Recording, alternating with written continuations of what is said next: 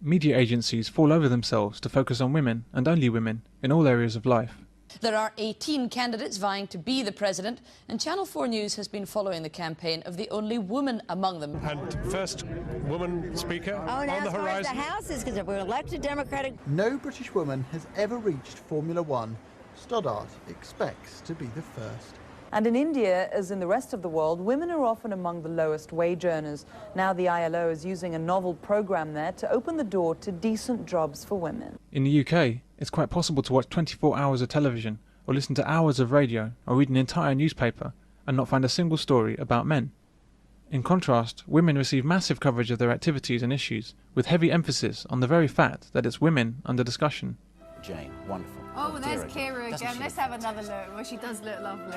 The United Nations is also helping women in Zambia. But I also think women should have a right to choose, and they should have a right to control their body, and that they should have an alternative. An Afghan woman stands before a wall of men and tells them why she should be president. She says the 17 other presidential contenders, all of them men, just don't get it.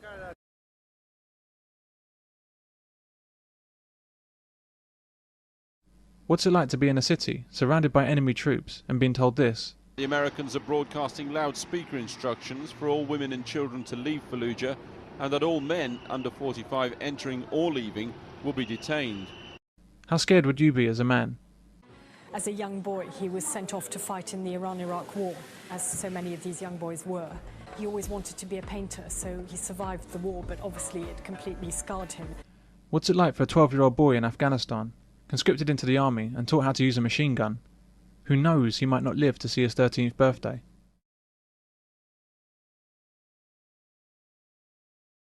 Well, all the women are dressed in black, head to toe, walking 5 feet behind the men. What are the pressures and obligations on Middle Eastern men to support a family or else be ostracised as a failure? We don't hear much about these stories of men, but here the BBC covers a hugely important issue of whether or not it's demeaning to women to be described as girls instead of women. Instead of focusing on the slaughter of men in Iraq or Afghanistan, while women are protected from frontline roles, news sources want to tell us how difficult military life is for females. In Bosnia, the civil war has wiped out men so disproportionately that only 30% of the Bosnian population are men. What do the headlines tell us?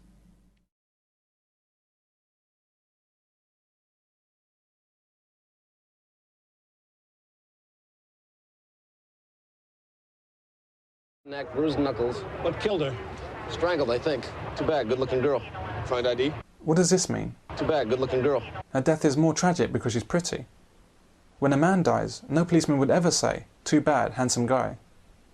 In our society, a man's life is only important if he does something worthwhile. Only a woman's life is important in itself. There's hardly any point to men watching the news anymore, particularly on the BBC or Channel 4. It completely marginalises men, in denial of the very existence of men as human beings, except as criminals. What was starting to be common practice towards the blacks in the early 1900s, in a few decades' time became enshrined in law with the apartheid laws.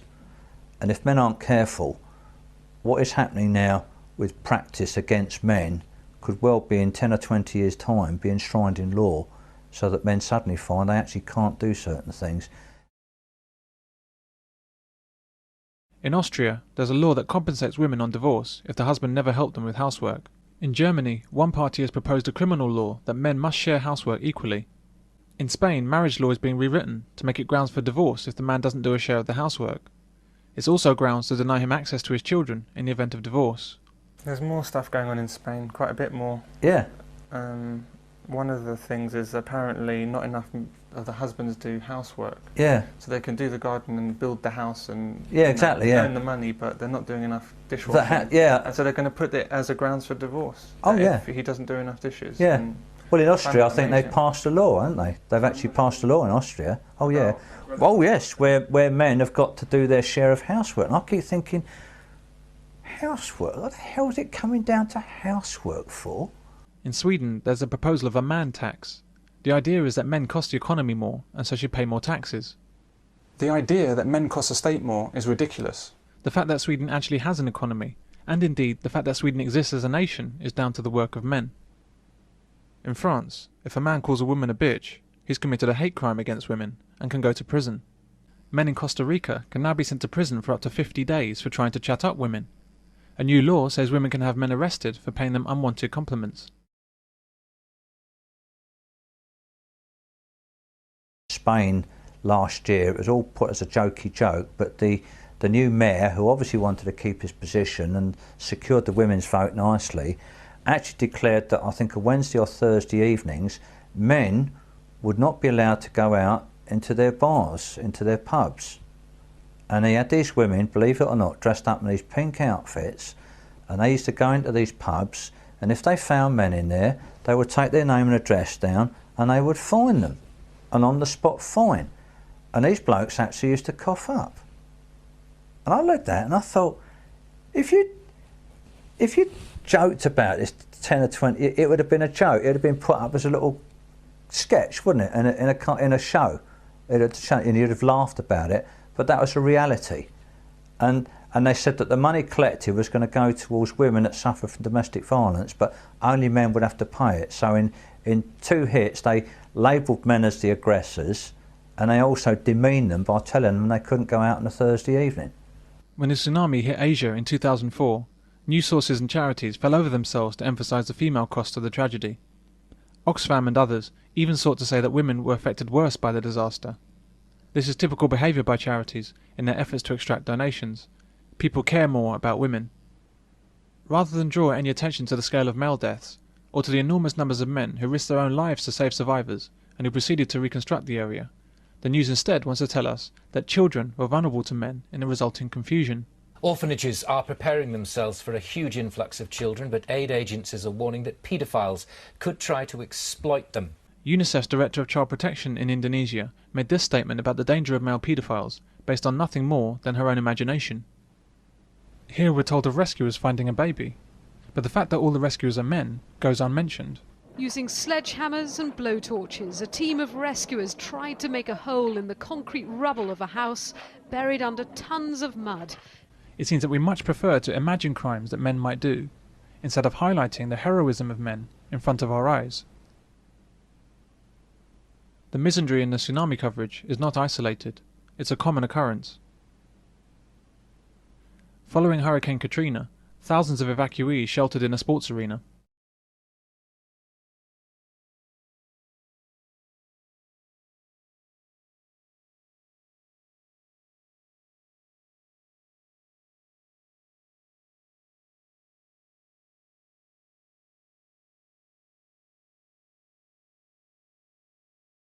What men were actually doing was protecting their families, saving lives, and rebuilding the city. But the news had nothing to say about that. An organised gang of African rapists terrorised the English town of Northampton. Police said that the gang of men had raped 3 women and attempted to abduct 2 others. They issued identikit pictures and plastered Northampton with "Females Be Alert" posters.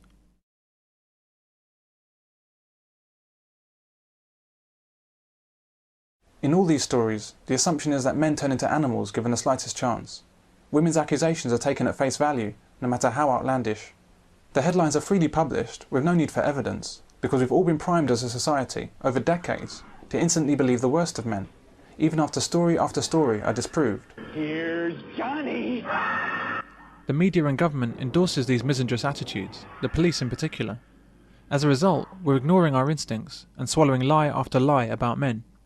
The modern and unspoken sense that all men are violent, abusive thugs, despite the reality of the men in every woman's life, or indeed man's life, their fathers, brothers, uncles, sons and lovers and friends. Every time you turn on the news, I kind of blame the media for what's going on wrong in the world right now, because they kind of just perpetuate stereotypes about people. They don't tell you that's what they're doing. They don't go, hey, this is what you need to think. But they know how people's brains work. What they do, they enforce all this shit, you know? Imagine in the morning opening the paper. Turn on the TV and the first thing on the news? Radio discussion. Of course we know that most women aren't malignant child murderers, but some are. The question is, should those women be the only women we hear about on the news?